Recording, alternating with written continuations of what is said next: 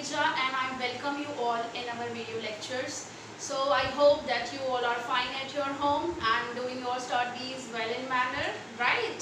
So बहुत अच्छे से काम कर रहे हो आप लोग, बने रहिए इसी तरीके से और हम लोग भी बने रहेंगे यही वीडियो लेक्चर्स के साथ आपके साथ जब तक सब कुछ सही नहीं हो जाता, जब तक सब कुछ ठीक नहीं हो जाता। So हम लोगों ने 2 चैप्टर्स कंप्लीट कर दिए, that is banking and monetary policy और बार्टर सिस्टम वाला जो हमारा चैप्टर था, चैप्टर नंबर 3 एंड 4 फाइनली। आज से हम लोग शुरुआत करते हैं next chapter. So next chapter is actually the suspensing. ये वीडियो से आपको पता चलेगा कि नेक्स्ट चैप्टर हम लोग कौन सा स्टार्ट करने वाले हैं। आपका जो 12th का सिलेबस है उसमें मोस्टली मैक्रो इकोनॉमिक इंडिकेटर्स ही दिए हैं, मोस्टली एक इंडियन इकोनॉमिक रिलेटेड ही बताया, पूरा इंडियन इकोनॉमी डिस्क्राइब किया है कि what is unemployment, population chapter है, आपको इंडस्ट्रीज चैप्टर है, एग्रीकल्चर चैप्टर है। सो कौन सा हम लोग चैप्टर स्टार्ट करेंगे? सो क्वेश्चन इज देयर, दिमाग में ये सरप्राइजिंग चीज़ रहनी चाहिए एक्चुअली। सो सबसे पहले मैं शुरुआत करूँगी, देयर आर 3 P's। हमारे इंडिया के जो 3 बड़ी बीमारियाँ हैं ना, उसको बोला जाता है 3 P's of Indian economy. So that is actually the population. जबरदस्त पॉपुलेशन, तो जो स्पीड से बढ़ रही है उसका तो कोई मुकाबला ही नहीं हो पा रहा है। चाइना को भी ज़बरदस्त बीट किया जाएगा ये हर चीज़ में। सो इवन पॉपुलेशन में तो इंडिया फर्स्ट आएगी, समझे, किसी और चीज़ में आ ही नहीं है। सो population is one of the most dangerous problem for a country and because of population there are many problems arises in the economy, right? So yes, of course population हम लोग पढ़ेंगे, हमारा सिलेबस में है chapter number 7। This is your actually chapter number 7, population आपका chapter है। Next आपका जो है दैट इज पॉवर्टी, गरीबी, देश की गरीबी। So this is your actually chapter number 5, right? And last पे आ जाता है जो पॉल्यूशन। आप सभी को पता है पॉल्यूशन, आपके इकोनॉमिक्स में तो नहीं डिस्क्राइब किया है पॉल्यूशन रिलेटेड, नहीं तो फिर से थोड़ा साइंस शुरू हो जाता है, एयर पॉल्यूशन, वाटर पॉल्यूशन और ये सारी चीज़ें। सो पॉल्यूशन तो डिस्क्राइब नहीं किया आपके चैप्टर में, सिलेबस में आपके।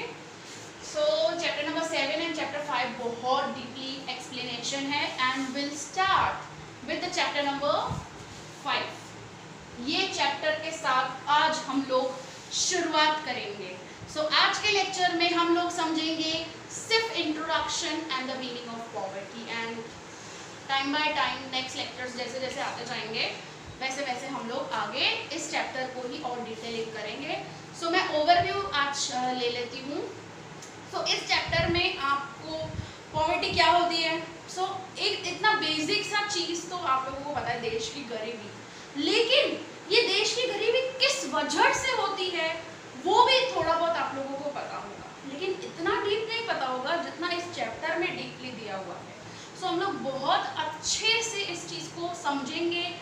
प्लस ये जो गरीबी का जो रीजंस है, आप लोगों को आपके आसपास में कहीं ना कहीं स्लम्स एरियाज वगैरह दिखती होगी, प्लस ट्रैफिक सिग्नल्स पे आप जाते होंगे तो आपको दिखता होगा कि यार कैसा हालत लगा पड़ा है हमारे देश का।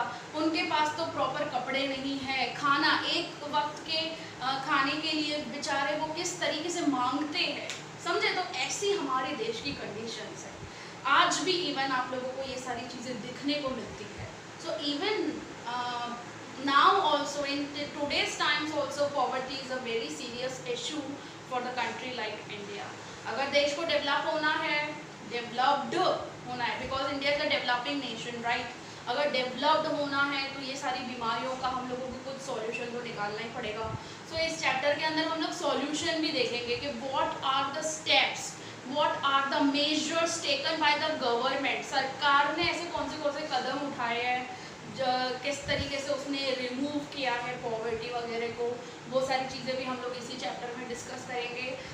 सेकेंड थिंग आ जाती है कि इंडिकेटर्स ऑफ द पॉवर्टी। आपको यहाँ पे बहुत अच्छे से एक्सप्लेन किया है। इंडिकेटर्स मतलब इंडिकेट करता है, ऐसे चीज़ें यहाँ पर आपको बताई हुई है जिससे पता चलता है कि देश में गरीबी है, जिसको अपने क्या बोलते हैं, इंडिकेटर्स। इंडिकेट करना मतलब जिससे पता चल रहा है अपने को कि ये रीजंस है, ये एक्चुअली फैक्टर्स है, कंपोनेंट्स है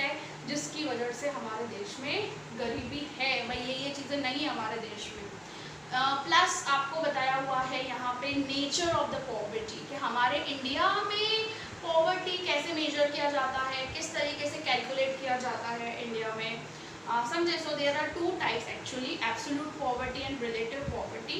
हर एक चीज़ को हम लोग डिटेल डिस्कस करेंगे इस चैप्टर के अंदर ही। दूसरी बात मैं करूँ तो ये चैप्टर जो है आपका वो 10 मार्क का है। आपके बोर्ड एग्जाम्स में 10 मार्क्स का आपसे पूछा जाएगा।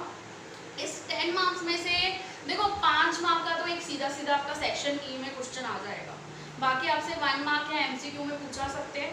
मैं एक्चुअली है ना ऐसा प्रेफर करती हूँ बच्चों को कि तुम लोग है ना वेटेज को फॉलो नहीं करो। मैं आप लोगों के साथ आज के दिन में ही वेटेज भी शेयर कर रही हूँ कि पर चैप्टर कितना कितना वेटेज है, लेकिन इकोनॉमिक्स का जो पेपर आता है ना बोर्ड का, वो कभी भी वेटेज के अकॉर्डिंग नहीं आता है, कुछ ना कुछ ऊपर नीचे होता ही है, एक दो क्वेश्चंस।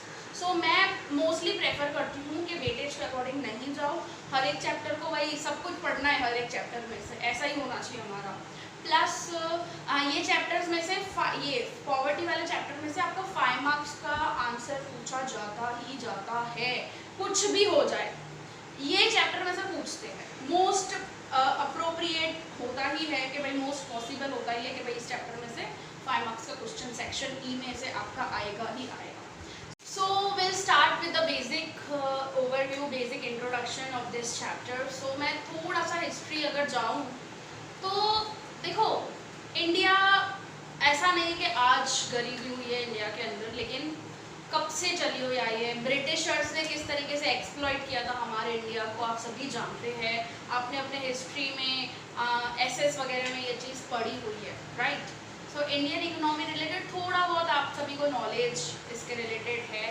सो और इंडिया ने भी काफ़ी कुछ स्टेप्स उठाए थे। इवन मैं आपको बताऊं तो जब इंडिया आज़ाद हुआ था, मीन्स देखो 1947 में इंडिपेंडेंट हुआ था देश, राइट। 1950 में प्लानिंग कमीशन सेटअप की गई थी, प्लानिंग कमीशन वो सेटअप, ठीक है। और ये प्लानिंग कमीशन ने ऐसा सोचा था कि हम है ना हर 5 ईयर रिलेटेड प्लान बनाएंगे।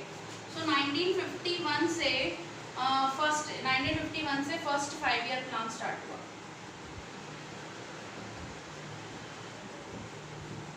रेडी हो गया। और देखो ये 5 ईयर प्लान्स के अंदर है ना कुछ ऑब्जेक्टिव है ना कॉमन रहते थे, जैसे फॉर एग्जांपल मैं आपको बताऊं तो कि भाई देश में इकोनॉमिक ग्रोथ करना है, ठीक है, फिर देश को सेल्फ रिलायंट होना है, क्योंकि जब देश आज़ाद हुआ था ना तो हमारी सिचुएशन क्या थी आप लोगों को बताऊं, इवन हमारे पास फूड ग्रेन्स नहीं थे खाने के लिए, हम लोग किसी और देश के ऊपर डिपेंड होते थे फूड ग्रेन्स के लिए, क्योंकि सामने पॉपुलेशन इतनी बढ़ती जा रही थी और फूड ग्रेन्स का प्रोडक्शन नहीं था। क्यों नहीं था, इसके पीछे भी वजह है कि जो ब्रिटिशर्स थे जो वो राज कर रहे थे, उन्होंने कम से कम हमारे देश के ऊपर 200 साल राज किया है, राइट। 190-200 साल जितना उन्होंने राज किया है हमारे देश के ऊपर। सो उस टाइम पर वो लोग क्या बोलते थे फार्मर्स एंड ऑल को कि भाई तुम लोग है ना कैश क्रॉप्स प्रोड्यूस करो, फूड ग्रेन्स प्रोड्यूस नहीं करने हैं। कैश क्रॉप्स क्यों, कैश क्रॉप्स क्या होता है सबसे पहली चीज़ तो, कैश क्रॉप्स मीन्स ऐसे क्रॉप्स जो directly as a industrial purpose के लिए यूज हो। तो ब्रिटिशर्स जानबूझकर कैश क्रॉप्स का प्रोडक्शन वगैरह ज़्यादा करवाते थे। तो जब देश आज़ाद हुआ था ना उस वक्त हमारे को खाने के लिए भी फूड ग्रेन्स वगैरह नहीं थे, बहुत स्कैरसिटी थी उसकी भी। So self reliant, even food grains में सेल्फ रिलायंट होना। और आप सभी को पता है कि इवन आज भी 70% से ज़्यादा 70% से लोग ज़्यादा तो हमारे रूरल एरियाज़ में रहते हैं, हम लोग अर्बन एरिया में रहते हैं। अहमदाबाद हमारा अर्बन एरिया है तो हम लोगों को लगता है कि नहीं आसपास क्या है, लेकिन आप गांव में जाओ आपको आज भी गरीबी दिखेगी, लोगों के पास नहीं है, इवन अपनी बेसिक नेसेसिटीज वो फुलफिल नहीं कर सक रहे हैं। So that is actually the poverty situation in our country and that is a very serious issue for India, right? So self-reliant जैसे, then removal of poverty and unemployment.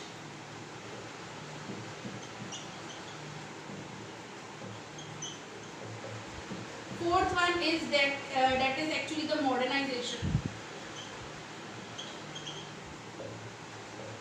देखो modernisation सिर्फ industries में machines use करने से modernisation नहीं होती है, हम लोगों को हमारी सोच में भी मॉडर्नाइजेशन लाना होता है, हमारी सोच को भी बदलना पड़ता है।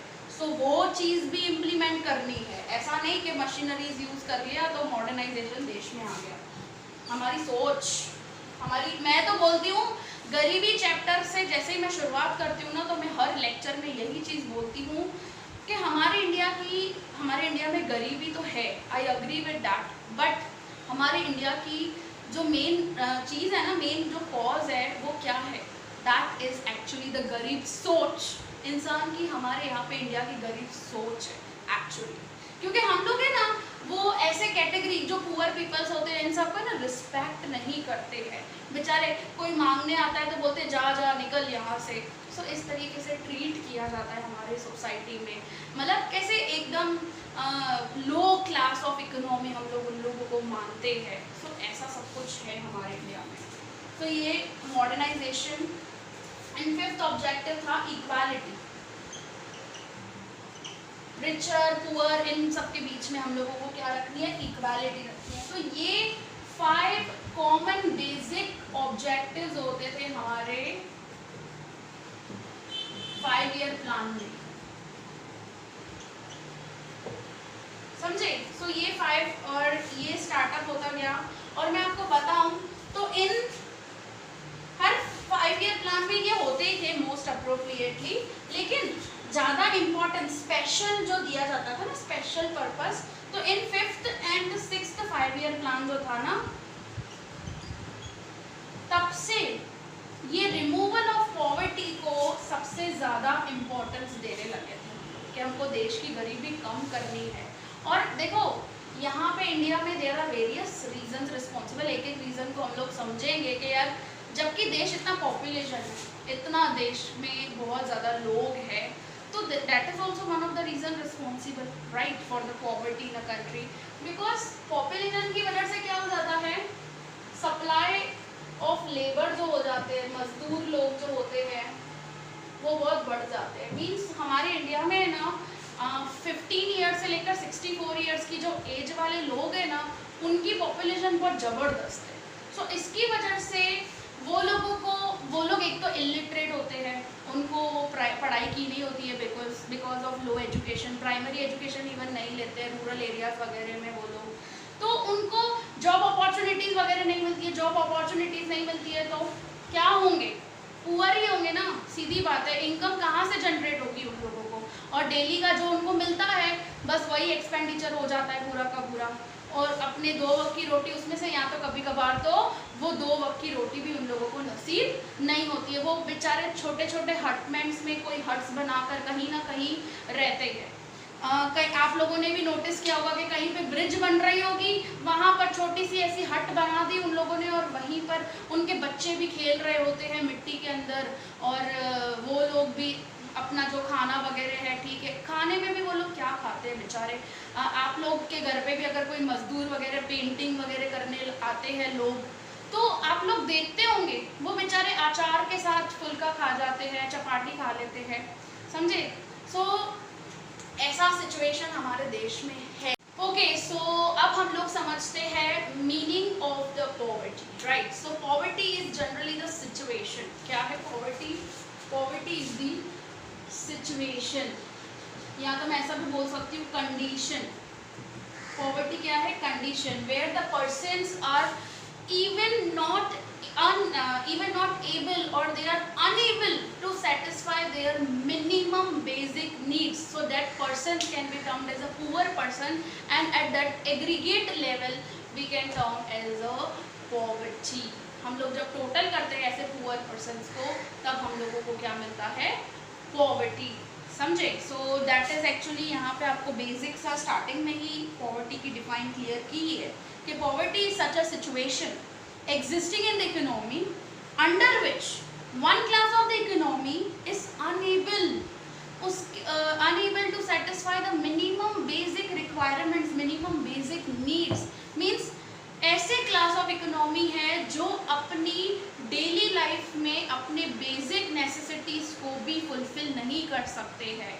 सो ऐसे लोगों को हम लोग यहाँ पे क्या टर्म करते हैं एज अ पुअर पर्सन्स, और ऐसे इकोनॉमी को, ऐसे जो सिचुएशन अराइज होती है पर्टिकुलर वो कम्युनिटी रिलेटेड, वो कंडीशन जो अराइज होती है, वो कंडीशन को यहाँ पे बोला जाता है as a poverty, right. So there is a difference actually, poverty is a situation and person is a poor.